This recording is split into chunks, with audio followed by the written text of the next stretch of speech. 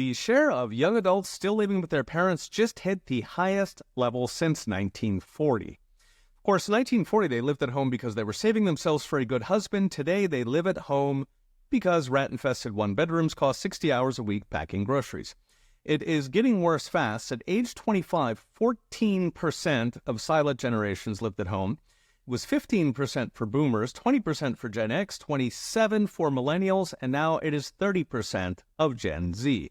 Taken all together, young adults living at home went from 7% in 1970 to 17% today and rising fast, so 2.5 times.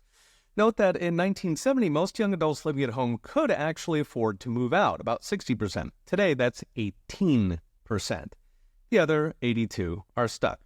This is interesting because adults forced to live with their parents is yet another data point in the most important economic question of today. Are we still getting richer?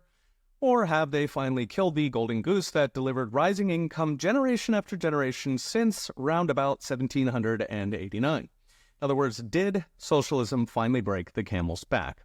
On that metric, apparently we've gone backwards since 1970. So what happened in 1970? Richard Nixon, well, namely the bipartisan Washington spending orgy, guns and butter they called it, for the welfare superstate paired with the Vietnam War. That orgy led to a devaluation of the dollar. They'd spent too many into existence, which led to Nixon, quote, temporarily ending gold convertibility on August 15, 1971, called the Nixon Shock. And yes, temporary in government does mean forever. At that point, it was off to the inflation races and the debt races. In recent videos, I've talked about how the inflation and debt drove income inequality, pumping up the assets of the rich and leaving the plebs with nothing but inflation.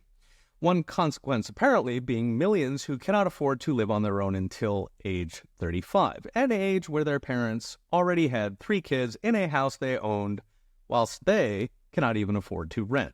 In case we wonder why nobody's having kids.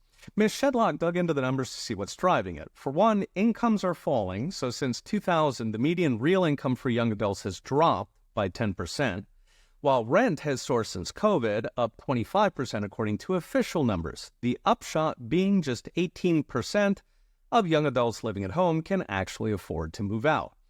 Even those with college degrees at this point are forced to live at home, so 1 in 8, which is double the rate in 1970. This is partly because of 6-figure student loans, but even without student loan payments, the percent of college grads who can afford to rent their own place is at a record low. In short, the golden goose is on life support whether or not you went to college. So what's next? Brought to you by OnChain.com. As bad as central banking is for the country, the inflation, the boom-bust recessions, the bank bailouts, it is catastrophic for the young who are fleeced to pump the bags of elderly millionaires.